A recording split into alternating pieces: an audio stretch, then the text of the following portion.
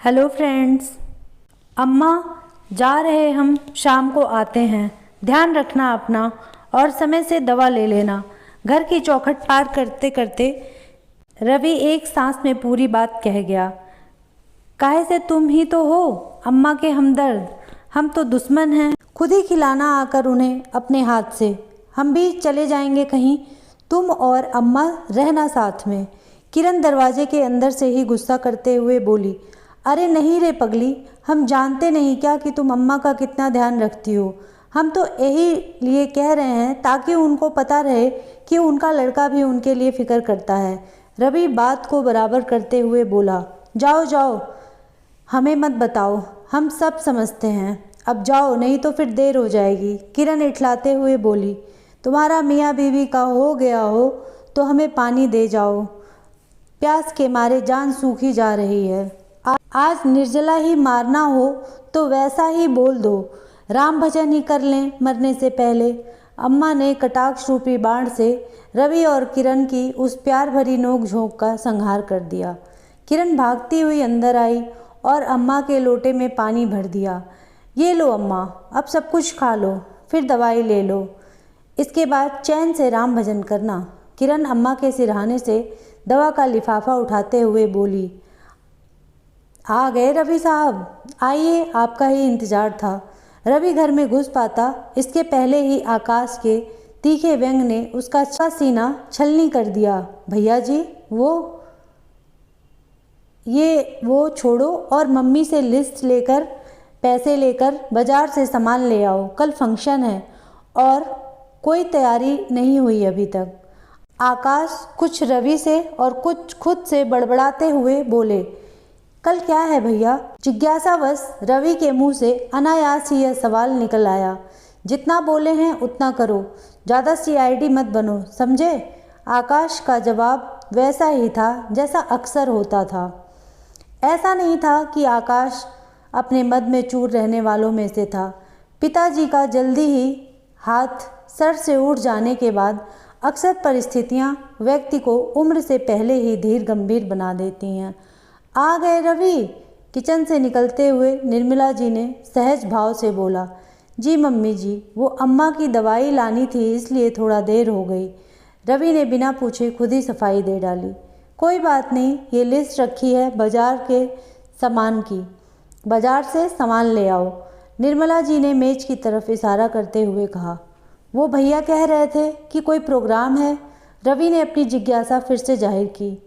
जो तुम्हारी भाभी जी हैं ना, उनके उपवास का परायण है कल, उसके लिए ही कथा और प्रसाद वितरण का प्रोग्राम है। निर्मला जी ने थोड़ा व्यंग्यात्मक होते हुए कहा। ओह अच्छा, तभी भाभी जी नहीं दिख रही यहाँ, वरना आपको कहाँ ही किचन में घुसने देती हैं वो। रवि ने मंद मंद मुस्कुराते हुए बोला, हाँ हाँ, बड़ी 3 लोगों के लिए खाना बनाने में ही आफत आती है उन्हें। हमारी तरह दिन दिन भर चूल्हा फूंकती तब देखते हम।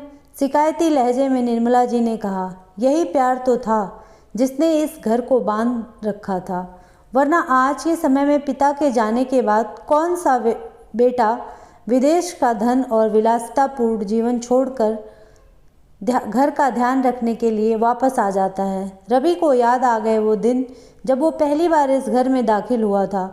सड़क किनारे ढाबे पर बर्तन धोते हुए रवि पर आकाश के पिताजी की नज़र अनायास ही ठहर गई। ए लड़के, इधर आओ। जी बाबूजी, क्या नाम है तुम्हारा? जी रवि। कहाँ रहते हो? जी दिन में यहाँ पर, रात में जहाँ जगह मिल जाए सो जाते हैं। पिताजी क्या करते हैं? पिताजी नहीं रहे। अम्मा हैं? हाँ, यही ढाबे पर खाना बनाती हैं। स्कूल जाते हो? पहले जाता था, फिर पैसा ख़त्म हो गया, अम्मा के साथ काम करने लगे। हमारे साथ चलोगे? पैसा भी मिलेगा और घर भी। अम्मा से पूछ के आते हैं। रवि ने बाबूजी के अगले सवाल का इंतज़ार किए बिना कहा और भाग के ढाबे में घुस गया। अगले दिन रवि के जीवन का मानो सही मायने में सूर्योदय हो गया हो। आकाश के पुराने कपड़े पहने आज वो खुद को किसी राजकुमार से कम तो नहीं ही समझ रहा था। अम्मा ये देखो, इसमें 4 जेब है, जब पैसा मिलेगा ना तब सारी जेबें भर जाएंगी। बाल सुलभ मन जिसने पैसे की तंगी के विभत्स रूप को अपने सबसे कच्चे उम्र के पड़ाव पर इतने करीब से देखा हो, उसके लिए ऐसी महत्वाकांक्षा बिल्कुल भी गलत नहीं थी। कितना कुछ देखा है रवि ने भी इस दुनिया में। जिस उम्र में बच्चे अपने बाप के कंधों पर बैठकर सैर करते हैं, उस उम्र में तो खुद रवि के कंधों पर खुद का और माँ के वन व्यापन का बोझ आ गया था। सड़क पर बिक रहे गुब्बारों को देखकर मुंह फेर लेना हो या फिर बर्फ के गोले को देखकर गला खराब हो जाने का बहाना कर खुद को बहलाना, फीस की वजह से स्कूल से निकाल दिया जाना, फिर काम का पैसा दिए बिना भगाए जाना। रवि भी कम उम्र में ही दुनियादारी के दांव पेच सीख चुका था और वह यह भी समझ चुका था कि पैसा इंसान की वो ज़रूरत है जिसके बिना बाकी ज़रूरतें भी किसी काम की नहीं। अपमान, तिरस्कार, दुत्कार, उपेक्षा या किसी काम की नहीं। अपमान, तिरस्कार यह सब से फर्क पड़ना तो कब का बंद हो गया था उसे। अब उसका उद्देश्य सिर्फ एक ही था, इतना पैसा कमाना कि उसके बच्चों को वो सब कभी ना देखना पड़े जिसे देखकर रवि बड़ा हुआ था। वो अपने बच्चों को दुनिया दिखाना चाहता था जहां आकाश के पिता जैसे लोग रहते थे, जिनके होने से ये समाज थोड़ा ही सही अच्छा लगता है। सोचते सोचते कब बाजार आ गया रवि को पता ही नहीं चला। दुकान पर सामान, पर्चा और झोला थमाकर वो बाकी के सामान खरीदने में लग गया। मम्मी जी, सामान आ गया। दरवाजे पर पहुंचते ही रवि ने आवाज़ लगाई, आ गए, चलो रख दो यहीं किनारे। कुछ सुस्ताते हुए निर्मला जी बोली, देख लीजिए सब ठीक है ना, और ये लीजिए 1200 रुपया बचे, बाकी हिसाब पर्चे में लिखा है। रवि ने मानो अपने सर से सबसे भारी बोझ उतार कर मेज पर रख दिया। जरा याद करके बताओ कि आखिरी बार तुमसे किसने और कब हिसाब मांगा था? शिकायती लहजे में निर्मला जी ने तंज कसा। अरे नहीं मम्मी जी, वो मतलब नहीं था हमारा। पता है, केले वाला 30 रुपये दर्जन से कम में मान ही नहीं रहा था, लेकिन हम भी पीछे लगे रहे। आखिर में 30 वाला केला 25 में लेके आए। रवि की बात घुमाते हुए खुद की तारीफ के कसीदे पढ़ने शुरू कर दिया। बातें बनाना कोई तुमसे सीखे, एक और मीठा तंज। चलो अब सामान किचन में रख दो और पूजा घर की साफ सफाई कर दो, और अच्छे से करना और पूरा करना। बिना पूरी सफाई किए घर मत चले जाना, वरना आकाश का गुस्सा तुम जानते ही हो। एक साथ इतने आदेश सुनकर एक पल को तो रवि कुछ असहज हो गया, लेकिन अगले ही पल आस्तीन मोड़कर मिशन सफाई पर लग गया। और जब पूरी सफाई करके उठा तो रात के 9 बज चुके थे। मम्मी, सफाई पूरी हो गई है, आप देख लो एक बार।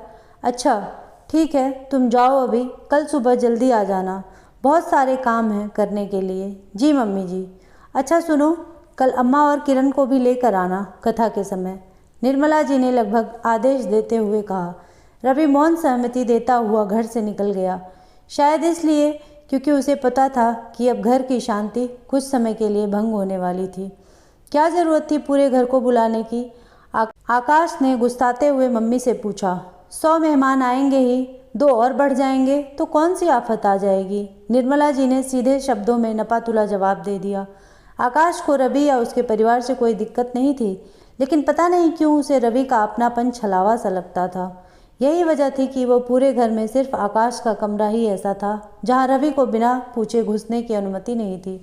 इसे रवि की मजबूरी कह लें या सीधापन, लेकिन रवि भी सहज भाव से आकाश के तिरस्कार को सह लेता था। रात के 9 बज चुके थे। रवि ने धीरे धीरे घर का किवाड़ बजाया और धक्का दिया तो चर्र की आवाज़ के साथ खुल गया।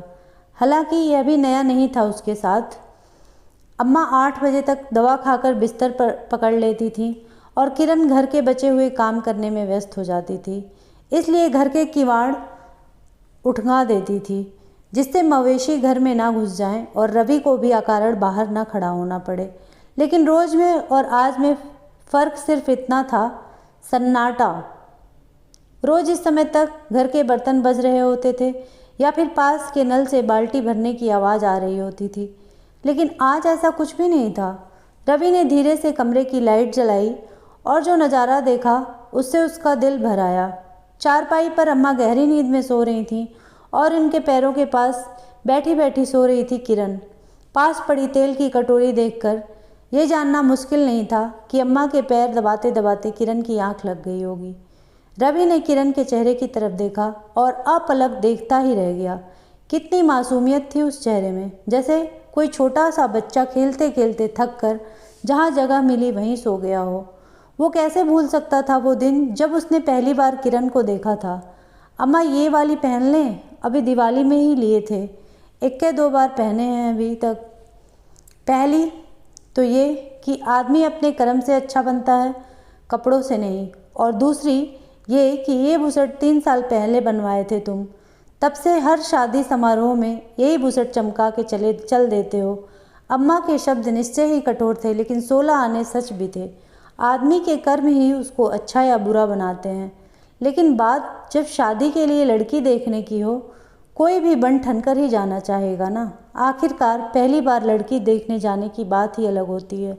रवि ने अम्मा के परम ज्ञान को कुछ समय के लिए ताक पर रखा और अपनी समझ से सबसे ज़्यादा बन संवर कर तैयार हो गया। कोई आधा घंटे का सफ़र था लड़की वालों के घर तक का, और रवि के लिए ये आधे घंटे उसकी ज़िंदगी के सबसे लंबे आधे घंटे थे। ले बाबू पानी, पानी पियो। रवि होने वाली सास ने सब प्रेम रवि को पेठे के साथ पानी दिया। देखिए बहन जी, खाना पीना होता ही रहेगा, आप बस बिटिया को बुलाइए। उका है ना, समय ज़्यादा हो गया है तो वापसी का साधन भी नहीं मिलेगा। रवि पहला पेठा मुंह में रख पाता इसके पहले ही अम्मा ने आगे के पेठे की संभावना ही खत्म कर दी। लेकिन जो हाथ में है उसका क्या। कुछ देर उधेड़ बूंद में रहने के बाद रवि ने प्रसाद मानकर उसे ग्रहण कर लिया। पानी का गिलास उठाने को जैसे ही वह बढ़ा तो सहसा अम्मा की आंखों से उसकी आंखें मिली, जो मानो ये कह रही थी कि ज़्यादा गला सूख रहा है तुम्हारा, घर चलो बताते हैं तुम्हें। एक पल को तो रवि को अपराध बोध हुआ, लेकिन पेठे की मिठास अपना काम कर चुकी थी। पानी पीना अब इच्छा नहीं मजबूरी बन चुकी थी। इसलिए अम्मा के इशारों के एक और बार दरकिनार करके उसने पानी के गिलास को मुंह लगा लिया। ऊह। अचानक रवि की खांसी ने सबका ध्यान खींचा। क्या हुआ बाबू? कुछ नहीं। रवि के शब्दों से ध्यान हटाकर जब अम्मा उसकी नज़रों का पीछा की तब उन्हें पूरा माजरा समझ आ गया। पर्दे के उस तरफ झिझकी सकुचाई वो खड़ी थी, हल्के पीले रंग के सलवार कुर्ते और दुपट्टे में लिपटी गेहुआ रंग, गले में छोटा सा लॉकेट, हाथ में हरे कांच की चूड़ियाँ, माथे पर नन्ही सी काली बिंदी, कुदरती सुर्ख लाल होठ, कानों में बालियाँ और नाक में छोटी सी नथ पहने किसी अप्सरा से कम नहीं लग रही थी वो। आओ बिटिया बैठो, अम्मा ने अपने अनुभव से स्थिति को सामान्य करते हुए कहा। क्या नाम है तुम्हारा? अम्मा ने उसके बैठते ही पहला सवाल दागा। जी किरण। नाम काफ़ी था रवि के लिए, अपनी आगे की ज़िंदगी के सपने देखने के लिए। पहली नज़र का प्यार अगर यह नहीं था तो ईश्वर जाने क्या था।